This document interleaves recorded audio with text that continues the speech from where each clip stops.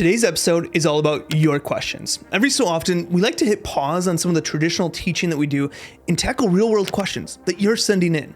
So today we're going to be covering everything from business closures and low-income LLCs and how to handle those. We're going to be talking about various deductible expenses like employee meals, vehicle expenses, life insurance. We're going to be talking about mileage and home office rules, as well as taxes and strategic support. That a question came in regarding estimated tax payments and how to find and vet legitimate, experienced tax strategists, and so many other questions. So if you want your question featured in a future Q&A episode, we do these every 2 months. Head on over to www.taxsavingspodcast.com, click podcast, scroll down, and submit your question. You never know, your question might be on our next Q&A session. All right, let's dive in and start tackling this. The first question that we have is from Cara, and they said, how to close a company without closing, or when we are sure of the company we opened but did not make any profit and lost customers or couldn't get any customers and lost interest in earning income through this company and wanted to move forward to different industries. What should we do without going back to the old unrecorded few transactions and close the company? So Cara, I don't know the exact situation that you have going on, but here's what I'm understanding, what I think is happening. You had an entity that you opened up, you were really excited about this business, you built it out, started to promote it, and you never got customers. Or you just kind of lost interest and said, maybe this business thing isn't for me, or whatever it might be, and now you're looking into doing different things. First off, you'd still have to file any kind of tax returns that you had during that time period of running that business. But the question is, what should I do with this entity? I have an LLC that we're not doing anything with right now. I think the question comes down to, what is your future plans? Are you just gonna not have a business? Fine. All we gotta do is close down the LLC, make sure you file a final return whenever you file it, close this entity down at the state level and be done with it, close the bank accounts, everything's done with. And that's totally fine to do.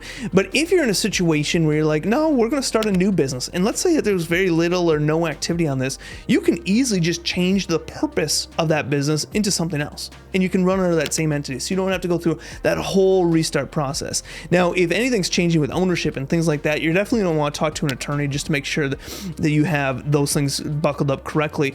But you can always take an entity and do different things into it, just like you can have a parent company, which we recommend all the time, where you have an S corp at top and you have that S corp own your ownership in other entities. We oftentimes have this where maybe we don't set up another entity yet for one of those businesses that we're starting out, but we're just going to do a DBA. And so we have our main company that's doing maybe consulting, but now we have this DBA of a different business that's doing something else.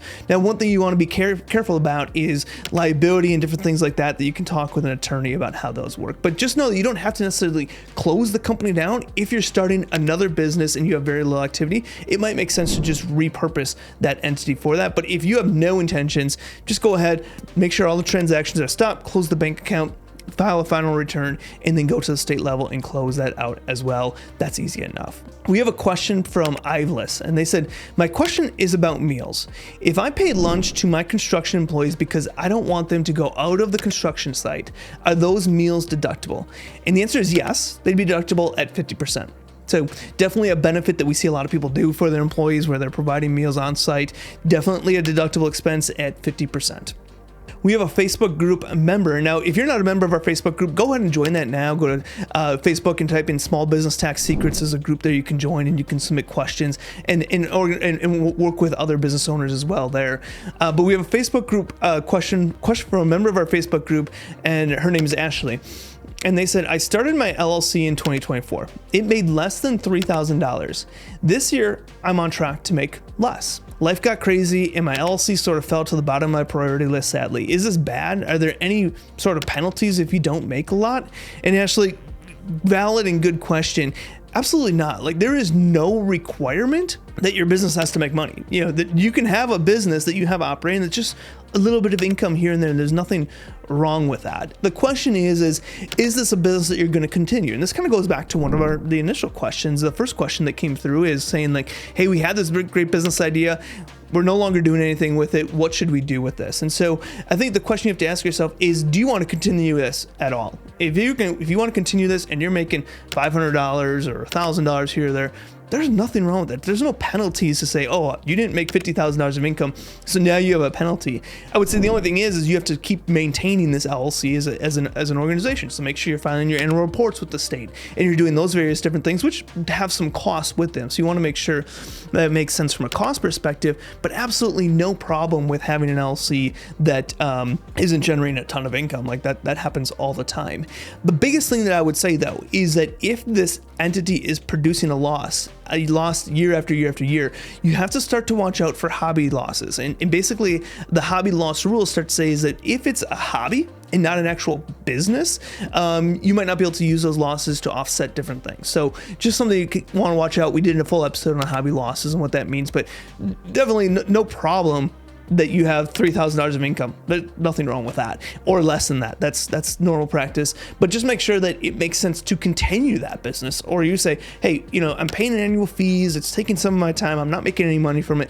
Is it time to just say, hey, I'm going to go back to doing whatever the other thing is that's producing income? That's a decision that you can make. Our next question is from an anonymous Facebook group member. And they said, how can I find a legitimate, experienced tax strategist who specializes in helping high income individuals save on taxes? There are so many sponsored ads on Facebook and other platforms, but many seem more like marketers than qualified professionals. How can I vet them to ensure the strategies they implement are legal, effective, and won't raise red flags with the IRS? First off, great question. And there is a lot of stuff out there, and I'm one of them. You're in the right place. I would what I call a tax strategist. That's what I help people do. My passion is how do I help small business owners pay the least amount of taxes legally possible. So when you go to vetting these, I think the biggest thing that I'd recommend is, one, you're going to see a lot of stuff on TikTok and all these different social media sites where it's just quick hit. Here's a really cool strategy, and it's 1 minute. And I do some of these myself. The problem with those is that in a 1 minute piece, we can't drill deep down into that strategy. So while something might sound great in a 1 minute piece, make sure you're doing your research. Make sure you're looking for maybe more materials that person deep dove into that even further. Because the problem is that people's attention spans, people love quick tips that come at them. But the problem on the person that's producing the content is we can't provide every single detail in a 1 minute video. And if you look at hiring our kids, a 1 minute video might look something like, hey, you can hire your kids and they pay no tax on that income. You get a business deduction, they pay no tax on their income. That sounds great. Like that's a beautiful thing. That's a quick 1 minute thing. And everyone's like, okay, I'm just going to pay for my kids. But what I can't talk about in that 1 minute video is the details about that. How does that actually work? What do you need to do to dot your I's, cross your T's? Is it a valid strategy? Yes, but you need to make sure you're doing it right. And you can't just watch a 1 minute video and then pay your kids $10,000 and move on. Now your kids have to be doing actual work and all those various different things. So what I always make sure is that any content that we put out there, if it's for a 1 minute video to gain some attention, as an example, we always back that up with a full podcast episode. It's going to deep dive, go into that detail. So when I say is when you start to see some of these videos, just make sure you're doing those details. Make sure you're digging into that person more. And you kind of talked about like how some just seem like marketers and not actually qualified professionals. That's definitely the case too. And you find that in all different industries, all different things you do. I would say, first off, start to look at the content that they're putting out, start to dig into what they have out there. If you search this person's name and you find absolutely nothing, there's no content, there's no materials, there's no nothing, probably maybe not a great place to start, maybe not a great first impression. So it's not a end all be all. And it's not saying that everyone that puts content out is legitimate, but it's a starting point to kind of understand what is their style, what are they teaching, does this resonate with me, and if it does, that makes sense. So with all that being said, that's my goal here, and my goal and my passion is to help small business owners pay the least amount of taxes legally possible. That's why this podcast is here. That's why we have our YouTube channel, watch videos. We are trying to help people give people the strategies that they can understand and then implement themselves. I also have a software called TaxHelm that you can check out. Just go to www.taxhelm.com. And the idea behind TaxHelm is where we take you from start, a tax plan as a starting point. We have full implementation modules that teach you and walk you through step by step along with our team that help you implement all the strategies, which will eventually lead to tax savings. And so definitely feel free to check that out along with all of our other content. We have a question next question is from Jennifer. And they said, last year I made estimated tax payments, and when I filed in 2025, I got a refund. That just means, and side note, basically when you file your taxes and get a refund, that just means that you overpaid in taxes last year and they're giving you that money back. So now I don't know, or I don't see the section to pay this year's estimated tax payments on my account. Does that mean I don't have to do estimated tax payments? I did make less in 2024 than 2023. Of course, I will save my tax money to put away, but I don't want to be penalized. So the IRS has what they call a safe harbor, and there's two options for this safe harbor. You can pay 90% of your actual tax liability for the current year. So let's say that a number, just a quick, easy number, that your tax liability, you estimate your tax liability this year to be $10,000. If you pay $9,000, whether that's through W-2 withholding or estimated tax payments, if you pay $9,000 spread out over the course of the year, you're not going to get hit with any kind of penalties or interest on that. The secondary safe harbor is that you can pay 100% of your tax liability for the previous year.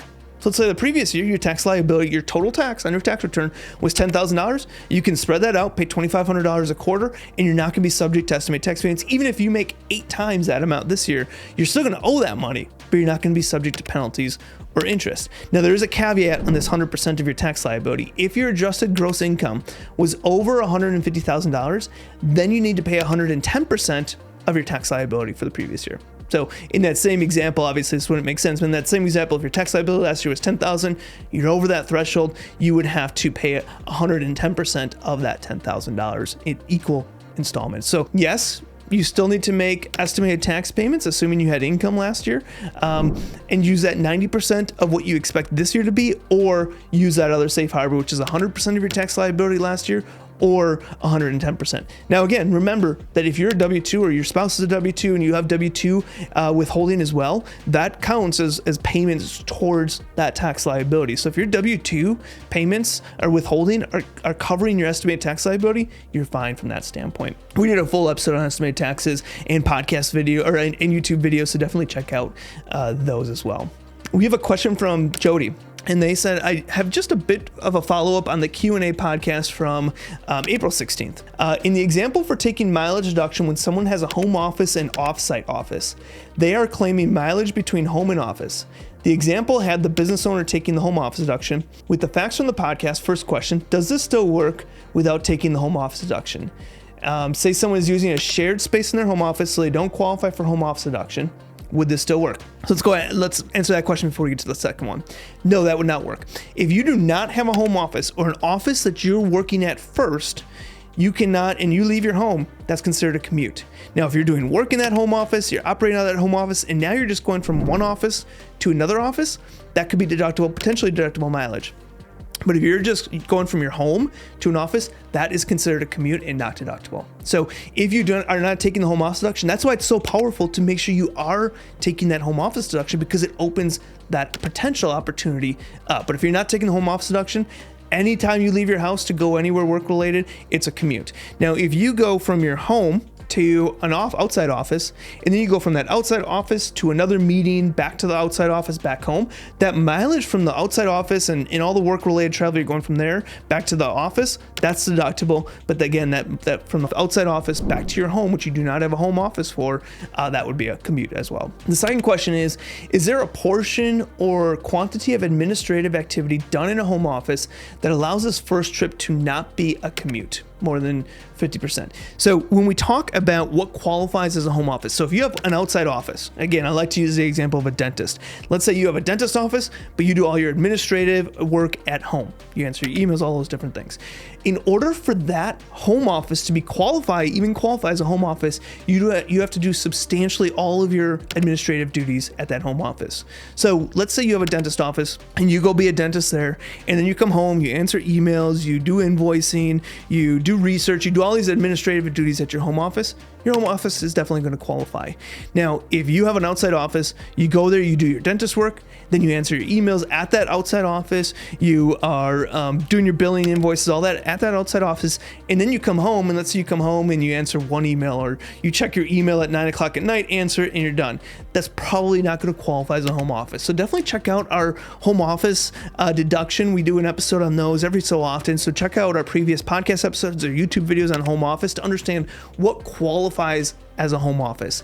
That's the piece that you need to know. Do you qualify as a home office due to that administrative rule? If you don't have an outside office, it's a lot easier to qualify. But if you have an outside office, you still need to hit that administrative rule in order for it to qualify as a valid home office. We have a question from an anonymous Facebook group member, and they said, are sales taxes an expense? The taxes that clients pay me for products. So this is a great question. This oftentimes gets confused. Sales tax is really just a liability. It's the state, or where you're paying the sales tax to, they're really charging the consumer, your client. That's who they're really charging, but you're just that middle person that's running those funds for it.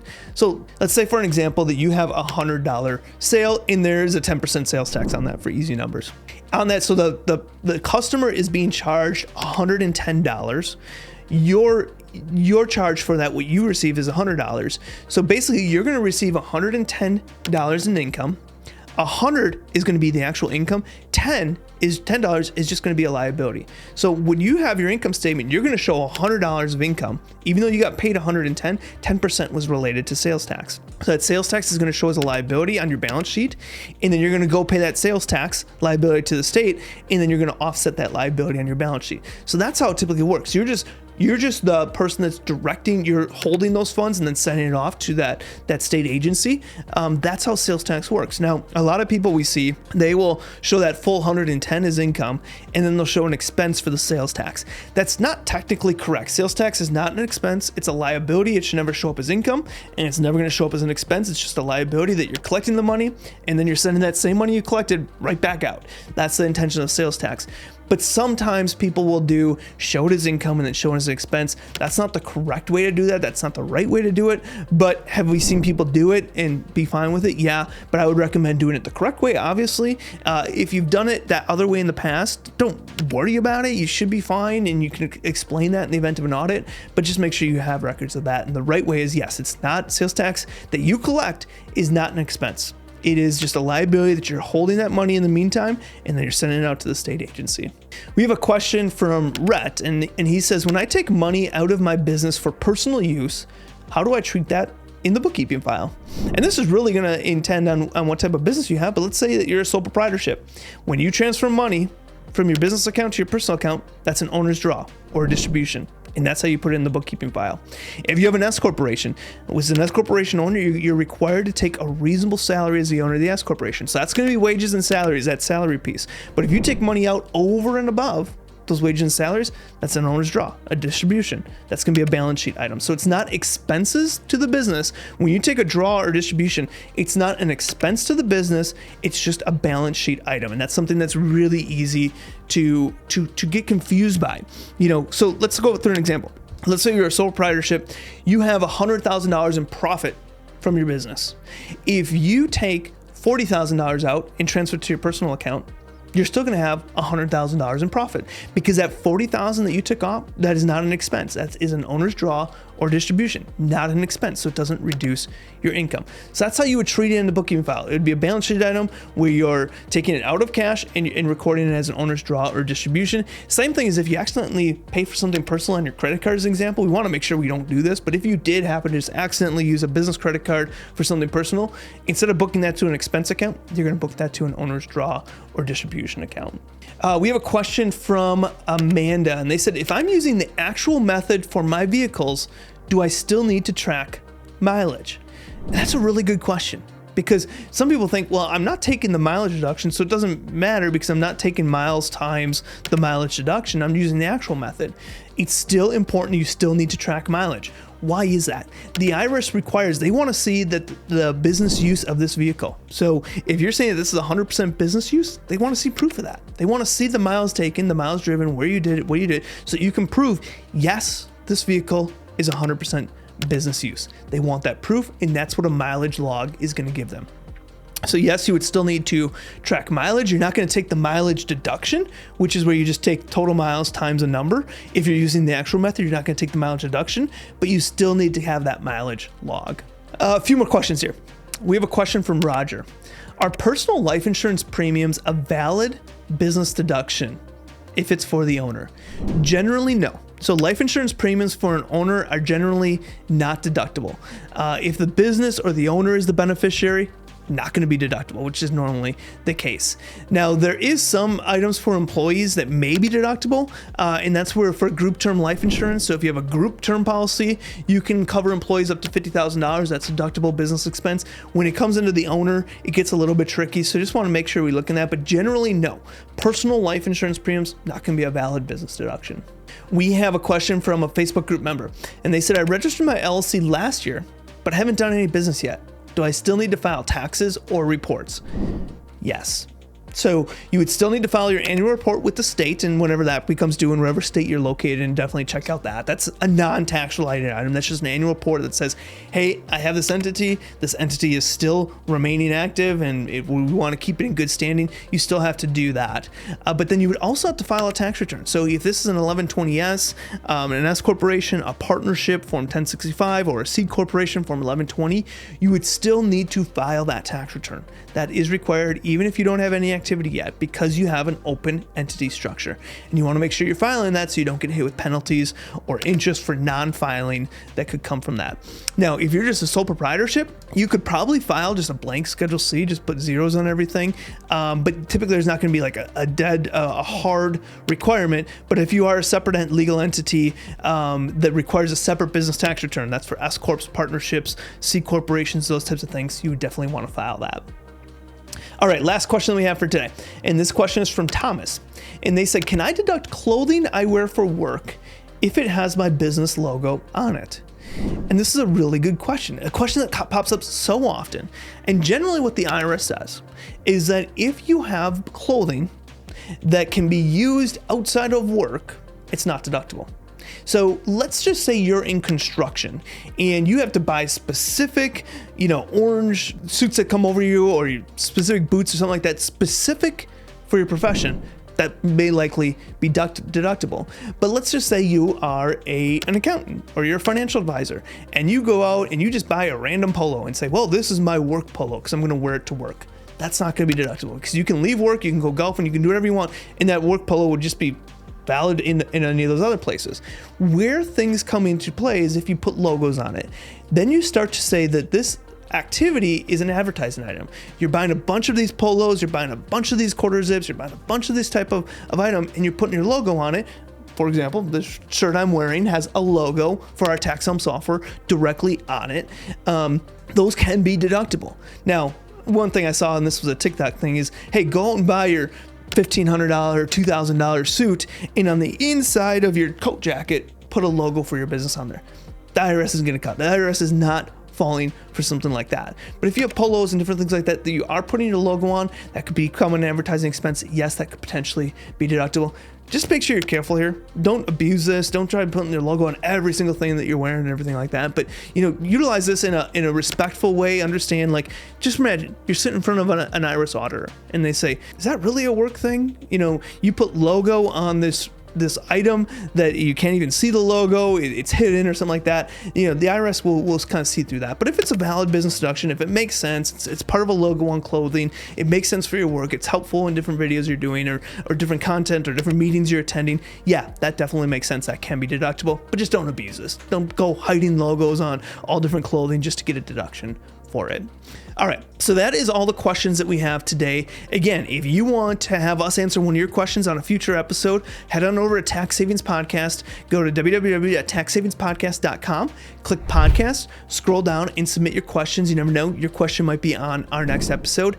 And don't forget, at Tax Helm, you have one of the features of Tax Helm is that you have unlimited access to our team of tax experts. So anytime you have any question, accounting, tax related, that comes up, you have unlimited access to our team and we'll get back to you within 24 hours. So if you're interested in having kind of that tax accountant in your back pocket, definitely check out Tax Helm. Go to www.taxhelm.com. The biggest thing we say Tax Helm is it helps you from starting a tax plan to complete an accurate implementation, which ultimately leads to tax savings. We have a full implementation module for every single strategy that helps you step by step walk you through to complete implementation. If you run into any roadblocks, our team is here to help you, walk alongside with you to get that done. So definitely check out Tax Helm. I just want to say thank you. Thank you for those that submitted your questions. I love kind of sitting back and looking into the questions that you guys have, and it helps us produce some of the content that we produce as well.